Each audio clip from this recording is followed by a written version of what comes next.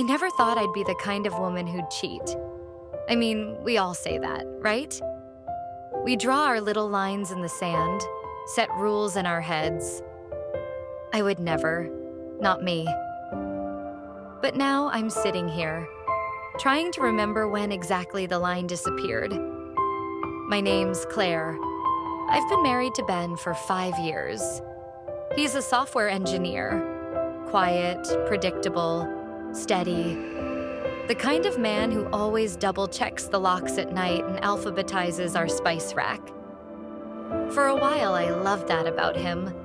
But lately, it started to feel like I was married to a ghost. He'd come home, eat in silence, scroll through code on his laptop, and fall asleep on the couch. We hadn't touched each other, not really, in months. When I tried to talk to him, he'd just say, "Work's been crazy." I started feeling like wallpaper, something you stop noticing after a while. Then, Mark moved in. Mark was Ben's old college friend. His wife had just left him. Took the kids, moved states away. He was wrecked, lost. Ben offered him our guest room, just for a few weeks. I wasn't thrilled, but I didn't argue. It was the right thing to do.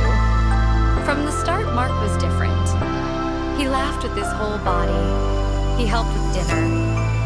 He looked at me when I talked. Really looked. At first, I thought I was imagining it. The way his hand lingered when he passed me a dish.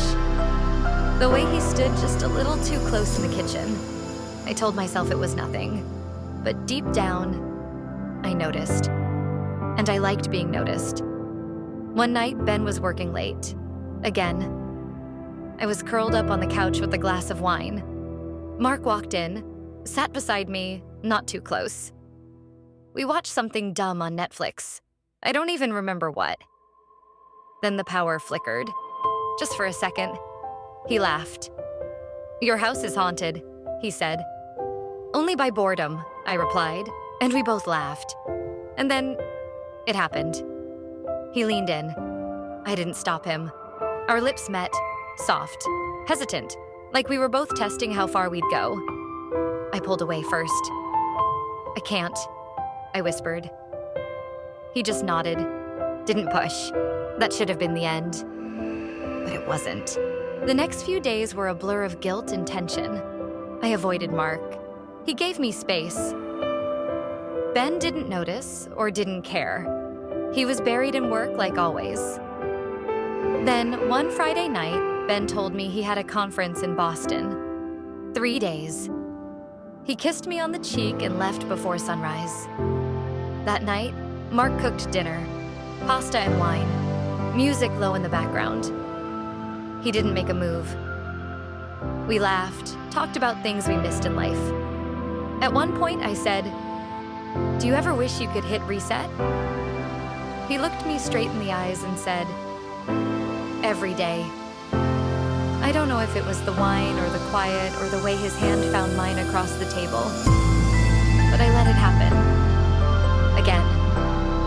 That night, we didn't sneak. We didn't rush. It was slow, intentional, full of that aching intimacy I hadn't felt in years. It felt like being remembered. The next morning, I woke up to an empty bed. Mark had gone out for a run. I laid there, staring at the ceiling, drowning in my own thoughts. When Ben returned that Sunday night, I felt nauseous, but he didn't say a word.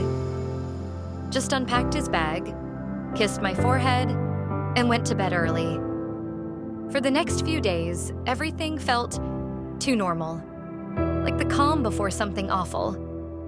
I kept expecting him to explode, to accuse, to leave. He didn't. Then I found the hard drive. It was buried in the hall closet, tucked behind old Christmas decorations. I was looking for a light bulb, but I pulled it out by accident. Labeled in Ben's handwriting, "Backups." Out of instinct, or maybe fear, I plugged it into my laptop. There were folders, labeled by room, bedroom, kitchen, guest room, each one full of video files, time-stamped, dated, audio, video, everything. I clicked on one marked guest room 0429. There we were, me and Mark, talking, laughing, touching. I slammed the lid of the laptop shut, heart pounding. My hands were shaking. He knew. He had known. For how long? That night, I didn't sleep. I laid next to Ben, eyes wide open, wondering what else he had seen, what else he knew, and why. He hadn't said anything. In the morning, he was already up. He placed a cup of coffee in front of me at the kitchen table. Just like always, I couldn't take it anymore. "You knew," I said. He didn't flinch, didn't deny it, just stared at me for a long moment. Then finally, he spoke. "Yeah, I knew." My throat tightened. "Why didn't you say anything?" He shrugged, almost calmly. "I wanted to see if you'd tell me.